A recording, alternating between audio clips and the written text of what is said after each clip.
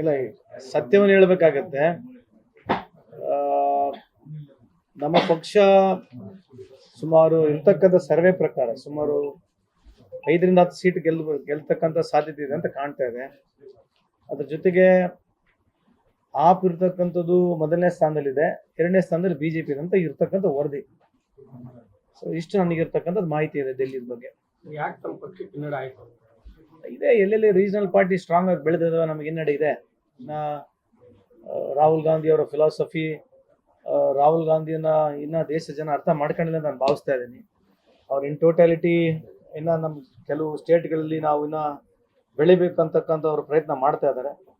ಅದಕ್ಕೆ ಪಕ್ಷದ ಎಲ್ಲ ಮುಖಂಡರುಗಳು ಆಮೇಲೆ ಕಾರ್ಯಕರ್ತರು ಅವ್ರ ಫಿಲಾಸಫಿನ ಜನಕ್ಕೆ ಮುಟ್ಟಿಸ್ತಕ್ಕಂಥ ಕೆಲಸ ನಾವಿನ್ನ ಮಾಡ್ತಾ ಇಲ್ಲ ಅಂತ ನನ್ನ ವೈಯಕ್ತಿಕ ಅಭಿಪ್ರಾಯ. ಇಲ್ಲ, ಜನ ಒಪ್ತಾ ಇಲ್ಲ ಅಂತ ನಾವು ಒಯ್ಯಬೇಕಲ್ಲ. ಅವ್ರ ಫಿಲಾಸಫಿ ಏನಿದೆ, ಅವ್ರು ಮಾತನಾಡ್ತಕ್ಕಂಥ ಮಾತು ಮೊನ್ನೆ ಪಾರ್ಲಿಮೆಂಟ್ ಅಲ್ಲಿ ಕೇಳಿಸ್ಕೊಳಿತಾವ.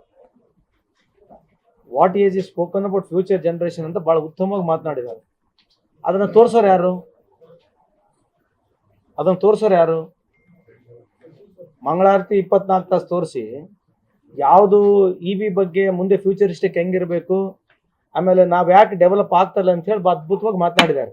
ಅಂದ್ರೆ ನಮ್ಮ ಕಂಟ್ರಿನಲ್ಲಿ ಡಾಟಾ ಬೇಸ್ ಇರ್ತಕ್ಕಂಥ ಕಂಟ್ರಿ, ಡಾಟಾ ಬೇಸ್ ಕಂಟ್ರಿ ಆಗಬೇಕು. ಆಮೇಲೆ AI ಯಾವ ರೀತಿ ಮುಂದೆ ನಮಗೆ ಪ್ರೋತ್ಸಾಹ ಸಿಗುತ್ತೆ, ಯುವಕರಿಗೆ ಯಾವ ರೀತಿ ಪ್ರೋತ್ಸಾಹ ಸಿಗುತ್ತೆ ಅಂತ ಹೇಳಿ ಬಹಳ ಅದ್ಭುತವಾಗಿ ಒಂದು 20 ನಿಮಿಷ ಮಾತಾಡಿದ್ದಾರೆ. ಅದ್ರ ಬಗ್ಗೆ ಇಲ್ಲಿ ಚರ್ಚೆ ಇಲ್ಲಲ್ಲ? ಅದ್ರ ಬಗ್ಗೆ ಎಲ್ಲ ಚರ್ಚೆ ಇದೆಯಾ?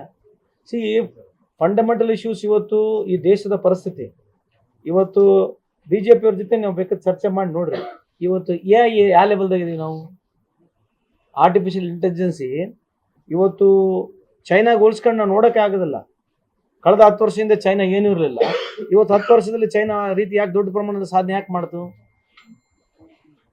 ಎದಕ್ಕೆ ಸಾಧನೆ ಮಾಡ್ತು? ಸೆಲ್ಫ್ ಪಿಕ್ಚರು, ಸೆಲ್ಫ್ ಪ್ರಮೋಷನ್ ಕಮ್ಮಿ ಮಾಡ್ಕೊಂಡು ಕೆಲಸ ಮಾಡಿದ್ರೆ ಇಂಥ ಅದ್ಭುತವಾದಂಥ ರಿಸಲ್ಟ್ಗಳನ್ನ ನೋಡಬಹುದು. ಇಲ್ಲಿ ಏನು ರಿಸಲ್ಟ್ ಇಲ್ಲ, ಪಾಲಿಸಿ ಇಲ್ಲ, ಏನಿಲ್ಲ. ದಿನ ಬೆಳಿಗ್ಗೆ ಇದ್ರೆ ಬರೀ ಇದೇ ಐತೆ. ಮತ್ತೆ ಹಿಂಗಾಗಿ ಇರೋದು ಅಲ್ಲ. ನಾವೇನು ಅವ್ರು ವೈಯಕ್ತಿಕವಾಗಿ ಮಾತನಾಡ್ತೀವಿ. ಇವತ್ತು ನೋಡಿ, ಇವತ್ತು ಡಾಲರ್ ಏನಿದೆ, ಡಾಲರ್ ರೂಪಿಗೆ ಕಳೆದ 4 ತಿಂಗಳಲ್ಲಿ ದಿನಕ್ಕೆ $1, ತಿಂಗಳಿಗೆ $1 ಹೋಗ್ತಾ ಇದೆ, ಡೌನ್ ಆಗ್ತಾ ಇದೆ. ಇವತ್ತು $87 ಇದೆ, ಇವತ್ತು ಹೆಚ್ಚು ಕಮ್ಮಿ. ಇನ್ನೊಂದು ಡಿಸೆಂಬರ್ ಒಳಗೆ 90 ಮುಟ್ತೀವಿ. ಈ ದೇಶದ ಸಾಧನೆ ಹೆಂಗಿರ್ತದೆ ಅಂತಂದ್ರೆ, ದೇಶದ ಬಗ್ಗೆ ಮಾತಾಡೋದು ಬೇಡ, ಅವರು ರಾಜ್ಯದ ಸಾಲದ ವಿಚಾರವಾಗಿ ಯಾಕೆ ನಮ್ಮ ಆಡಳಿತದಲ್ಲಿ ಸಾಲದ ಪ್ರಮಾಣ ಜಾಸ್ತಿ ಆಯ್ತು. ಒಂದ್ ನಿಮಿಷ ಮಾತಾಡಲ್ಲ? ಈ ದೇಶ ನಿನಗೆ ಸಂಬಂಧ ಇಲ್ಲ? ಅಲ್ಲ, ಇದೆ ಸರ್. ಫಸ್ಟ್ ಕೇಳ್ರಿ, ರಾಜ್ಯ ನನಗೆ ಪ್ರಶ್ನೆ ಕೇಳ್ಬೇಡ್ರಿ. ಅಲ್ಲಲ್ಲ, ಯಾಕೆ ಅಂತ ಕೇಳ. ಹೌದು ಸರ್, ರಾಜ್ಯದ್ದು ಕೇಳ್ರಿ, ದೇಶದ್ದು ಕೇಳ್ರಿ. ದೇಶದ ಸಾಲ ಎಷ್ಟಾಗಿದೆ ಅಂತ ನೀವು ಕೇಳ್ತೀರಿ, ಯಾಕೆ ಕೇಳಬಾರ್ದು? ಯಾಕೆ ಹೇಳ್ತಾ ಇದೀವಿ, ಒತ್ತು ಹೇಳ್ತಾ ಇದೀವಿ ಅಂತಂದ್ರೆ, 70 ವರ್ಷದಲ್ಲಿ ಏನು ಸಾಲ ಮಾಡಿದ ದೇಶ ಅದ್ರ 3 ಪಟ್ಟು ಸಾಲ ಮಾಡೈತೆ. ಅದರಿಂದ ನೀವು ಹೊಡ್ತಾ ಬೀಳ್ತಾ ಇರೋದು. ಅವ್ರು ಸಾಲ ಮಾಡಿದಕ್ಕೆ ಇಲ್ಲಿ ಹೊಡ್ತಾ ಬೀಳೋದು ನಮಗೆ, ಆಯ್ತಾ? ಒಂದು.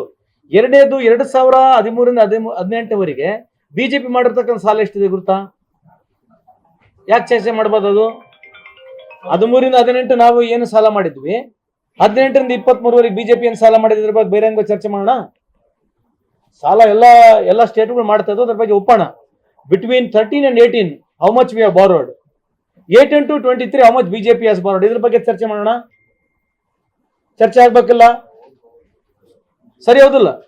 ಗುಜರಾತ್ ಎಷ್ಟು ಸಾಲ ಎಷ್ಟು ಮಾಡಿದೆ, ಅದ್ರ ಬಗ್ಗೆ ಚರ್ಚೆ ಮಾಡೋಣ ಬೇಡ? ಅದಕ್ಕೆ ಚರ್ಚೆ ಮಾಡೋಣ. ಪ್ರಶ್ನೆ ಏನು, ದೇಶದ ಬಗ್ಗೆ ಇಷ್ಟೆಲ್ಲ ಮಾತಾಡ್ತಾರೆ ಸಂತೋಷ್ ಲಾಡ್, ರಾಜ್ಯದ ಸಮಸ್ಯೆ ಬಗ್ಗೆ ಯಾಕೆ ಮಾತಾಡೋದು? ಒಂದ್ ನಿಮಿಷ ಮಾತಾಡ. ಈಗ BJP ಅವ್ರು ಯಾರು ರಾಜ್ಯದ ಸಮಸ್ಯೆ ಬಗ್ಗೆ ಮಾತನಾಡಿದಾರೆ ಅದ್ರ ಬಗ್ಗೆ ಕೇಳಿ ನಾನು ಉತ್ತರ ಕೊಡ್ತೀನಿ. ಏನು, ಯಾರು ಕೇಳಿದಾರೆ? ಅಲ್ಲ ಸರಿ, BJP ಸಾಲ ಮಾಡ್ಲಿ, ಕಾಂಗ್ರೆಸ್ ಸಾಲ ಮಾಡ್ಲಿ, JDS ಸಾಲ ಮಾಡ್ಲಿ, ಹೊರೆ ಮಾತ್ರ ಜನರ ಮೇಲೆ. ಹೌದ್ರಿ, ಅದಕ್ಕೆ ನೀವು ಗಟ್ಟಿಯಾಗಿ ಹೇಳ್ಬೇಕಲ್ಲ. ಇವತ್ತು ಪ್ರಧಾನಮಂತ್ರಿ ನರೇಂದ್ರ ಮೋದಿ ಅವರು ಬಂದು ಎಲ್ಲರ ಮೇಲೆ ₹1 ಲಕ್ಷ ಹೆಚ್ಚು ಹೊರೆ ಮಾಡಿದ್ದಾರೆ. ಕಳೆದ 47ರಿಂದ 2014ವರೆಗೆ ಕೇವಲ 40ರಿಂದ 50 ಸಾವಿರ ರೂಪಾಯಿ ತಲೆ ಮೇಲೆ ಸಾಲ ಇತ್ತು. ಇವ್ರು ಬಂದು 1 ಲಕ್ಷಕ್ಕೆ ಹೆಚ್ಚು ಮಾಡಿದ್ದಾರೆ. ಇದೇ ಸಾಧನೆ ಅಲ್ಲ? ಇದು ಗಟ್ಟಿಯಾಗಿ ಹೇಳ್ಬೇಕಲ್ಲ BJP ಅವರು. ಮೋದಿ ಅವರು ಏನು ಮಾಡಿಲ್ಲ, ಕಾಂಗ್ರೆಸ್ 70 ವರ್ಷದಲ್ಲಿ ಕೇವಲ 10 ವರ್ಷದಲ್ಲಿ ಮಾಡಿದೀವಿ. ನಾವು ಒಬ್ಬೊಬ್ಬರ ಮೇಲೆ ₹1 ಲಕ್ಷ ಸಾಲ ಓಡಿಸಿ ಒಂದು ಗಟ್ಟಿಯಾಗಿ ಹೇಳ್ಬೇಕಲ್ಲ. ಇದು ಸಾಧನೆ ಏನಿದು? ಎಲ್ಲರಿಗಿಂತ ಜಾಸ್ತಿ ಸಾಲ ನಾವು ಮಾಡಿದ್ದೇವೆ ಅಂತ ಹೇಳಕ್ ಗಟ್ಟಿಯಾಗಿ ಹೇಳ್ಬೇಕಲ್ಲ. ಯಾಕೆ ಹೇಳ್ಬಾರ್ದು BJP ಅವರು?